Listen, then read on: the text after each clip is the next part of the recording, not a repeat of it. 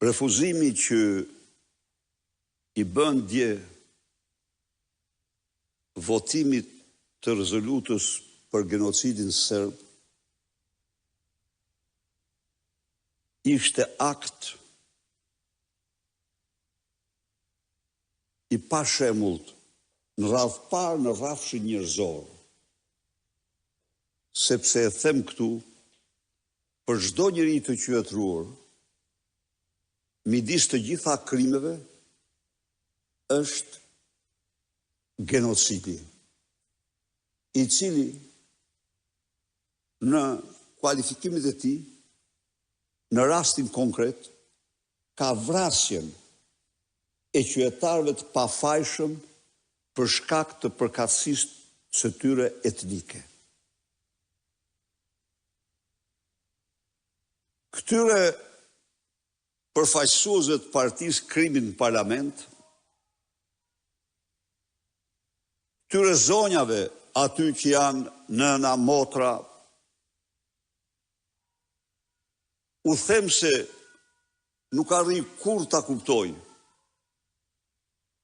Ku e gjetët ju forcën për të qëndruar të ngurta ndaj sakrificës jetës të 1400 fëmijëve që u vranë barbarisht vetëm se ishin fëmijë shqiptarë. Unë po e marrë, nuk po marrë për ata tje, po e marrë zonja, deputetët. Unë iftoj ato të shkojnë në Prishtinë. Aty ka një muze për këta fëmijë. Ta vizitojnë atë muze. Aty do të gjenë mira palë këpuc, që përfaqësojnë ata fëmijë si veshin do të më kurrë. Dhe do kujtohen ndoshta, si nëna, si motra, se çdo të thotë të tregohesh e ngurë dhe pa shpirt para një krimi të tillë monstruos. Më shkujtuar dje një skenë e një romanit Victor Hugoit. Në vitin 93, forcat e Republikës dhe forcat rojaliste, përkatësisht në rastin konkret Nip dhe Xhaxha, luftuar në një kështjell. Generali u përkiste rojalistëve. Nipi udhëhiqte forcat e revolucionit. Kështjella mori flak, zjarr.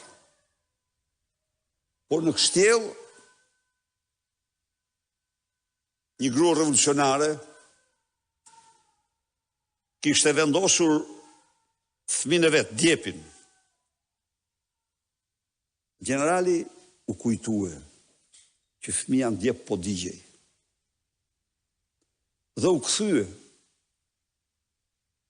nga pylli, u kishte lirin. Dinte hyrjen sekretet kështjellës. Hyri në kështjell dhe doli me djepin në krah. U dorëzua. E thot Hugoi, edhe ky. Lantenak quaj ky. U përkull para ati agimi që quhet fëmijëria, pafajësia që quhet fëmijëria, kurse deputetët dje imagjinoni ministrat. Nuk po flas për burrat, se ata janë e kuptoni vetë shumica e tyre kuptoni që janë. Nuk gjeten forcë dhe kurajo të qëndronin, të nderonin fëmijët, 1400 fëmijë të vrarë. Vetëm se ishin fëmijë shqiptarë.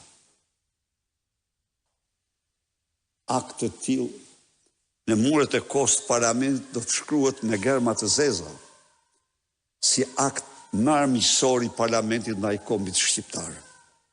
Kjo mund të them. Unë, e them këtu,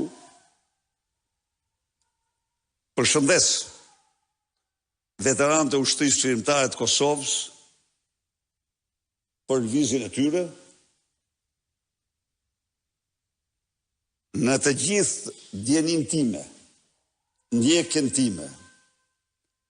Nuk kam parë mirë absolute asnjë fakt që të provojnë asnjë akuzë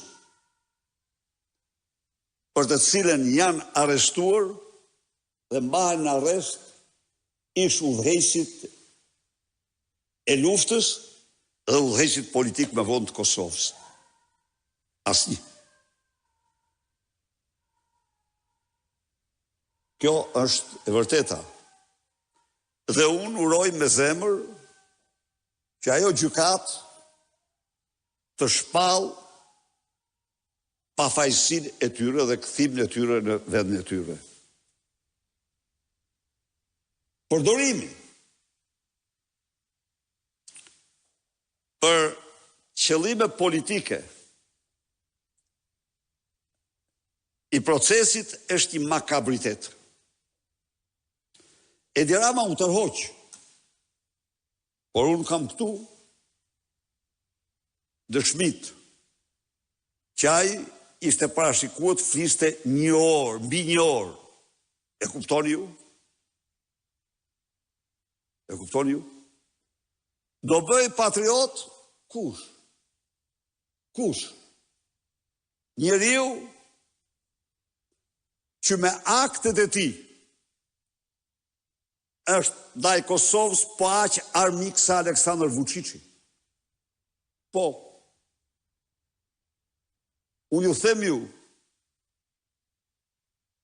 36 marrëveshje ishin firmosur gjë në fund të vitit 2013.